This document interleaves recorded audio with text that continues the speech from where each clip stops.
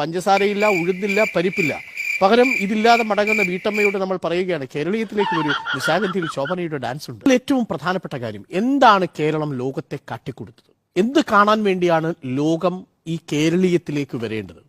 ശോഭനയുടെ dance, 2.9 കോടി രൂപ ചെലവിട്ടിരിക്കുന്ന illumination, 3 കോടി ചെലവഴിച്ച് നിർത്തിയിരിക്കുന്ന ഈ ആദിവാസി ഗോത്ര വിഭാഗങ്ങളെ പുള്ളിയടിച്ചുകൊണ്ട് നിർത്തിയിരിക്കുന്ന മ്യൂസിയം ഷോസ്, അതല്ലെങ്കിൽ ഉദ്യോഗസ്ഥർ മാത്രം പങ്കെടുത്ത കൂടുതലും ഏറിയ പങ്കും പങ്കാളികളായിരിക്കുന്ന സെമിനാർ വേദികൾ 25 എണ്ണം, അതിൽ കാര്യമായ ബ്രെയിൻ സ്റ്റോമിംഗ് സെഷനുകൾ ഇല്ലാതെ നടത്തിയിരിക്കുന്ന പല പദ്ധതികളും, മണിച്ചിത്രത്താഴ് എന്ന സിനിമ 4 തവണ കാണിക്കാൻ വേണ്ടിയിട്ട് ഫിലിം ഫെസ്റ്റിവൽ വരാൻ പോകുന്നതിന് 2 മാസം മുമ്പ് നടത്തുന്ന ഒരു മേള.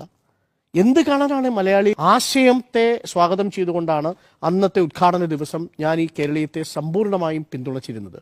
എന്നാൽ ഈ അടിസ്ഥാനം ഇപ്പൊ കേരളീയം എന്താണ് എന്ന് സാധാരണക്കാരനായ ഒരു മലയാളിയോട് ചോദിച്ചാൽ നമുക്ക് ലൈറ്റ് കാണാൻ പോവാം എന്ന് പറയുന്നത് നമ്മൾ കേൾക്കുന്നത് ഓണമാരാഘോഷ സമയത്താണ്. ലൈറ്റ് കാണാൻ പോവാം എന്നാണ് തിരുവനന്തപുരത്ത് പറയുക. എനിക്കൊന്ന് ഉണ്ണി ബാലകൃഷ്ണനും ഒക്കെ അത് കേട്ടിട്ടുണ്ടാവും. നമുക്ക് ലൈറ്റ് കാണാൻ പോവാം എന്നാണ് ആദ്യം പറയുന്നത്. ഈ ഓണമാരാഘോഷത്തിന് പറയുന്നത് ലൈറ്റ് കാണാൻ പോകാം എന്നൊരു പ്രയോഗം തന്നെയുണ്ട്. ലൈറ്റ് കാണാൻ പോകാം എന്നുള്ളതാണ് ഒരു പ്രയോഗം. 2, ഭക്ഷ്യമേളയ്ക്ക് പോകാം എന്നുള്ളതാണ്. കോളിഫ്ലവർ വറുത്ത് കിട്ടുന്ന സ്ഥലത്ത് തിരുവനന്തപുരത്തുകാർ കൂടും എന്നൊരു പഴയ കണക്കുണ്ട്. അപ്പോൾ കോളിഫ്ലവർ വറുത്ത് കൊടുത്താലും തിരുവനന്തപുരത്ത് ആൾ കൂടും. അതേ ആളുകളല്ലാതെ ആളുകൾ കൂടിയിട്ടുണ്ടോ എന്ന കാര്യത്തിൽ എനിക്ക് സംശയമുണ്ട്. 13 അവശ്യ സാധനങ്ങളിൽ 3 അവശ്യ സാധനങ്ങൾ മാത്രമേ ഉള്ളൂ. എവിടെയാണ്? നെടുമങ്ങാട്ട് ഭക്ഷ്യവകുപ്പ് മന്ത്രിയുടെ സ്വന്തം മണ്ഡലത്തിൽ അവശ്യ വസ്തുക്കൾ 3 എണ്ണമേ ഉള്ളൂ. 13 എണ്ണത്തിൽ പഞ്ചസാരയില്ല, ഉഴുന്നില്ല, പരിപ്പില്ല. പകരം ഇതില്ലാതെ മടങ്ങുന്ന വീട്ടമ്മയോട് നമ്മൾ പറയുകയാണ് കേരളീയത്തിലേക്ക് വരൂ, നിശാഗന്ധിയിൽ ശോഭനയുടെ ഡാൻസ് ഉണ്ട്. ഈ കേരളത്തിൽ RC ബുക്ക് അയച്ചു കൊടുക്കാനുള്ള തപാലിന്റെ സ്റ്റാമ്പ് ഒട്ടിക്കാനുള്ള പൈസ ഇല്ലാത്ത അവസ്ഥയിലാണ്. നിർത്തിവെച്ചു, ആ പരിപാടി നിർത്തിവെച്ചിരിക്കുന്ന അവസ്ഥയാണ്. 4 മാസമായിട്ട് സാമൂഹ്യ പെൻഷൻ കൊടുത്തിട്ടില്ല നികേഷ് കുമാർ. 6400 രൂപയാണ്. 6400 രൂപ. നമ്മൾ പറഞ്ഞത് എന്താണ്? 3 മാസക്കാലത്തെ സാമൂഹ്യ പെൻഷൻ കുടിശ്ശികയാണ് ഉമ്മൻചാണ്ടിയുടെ കാലത്തുണ്ടായിരുന്നത്. 16 തെറ്റിദ്ധരിച്ചതാണെന്ന് പിന്നീട് കണക്കുകൾ വന്നു.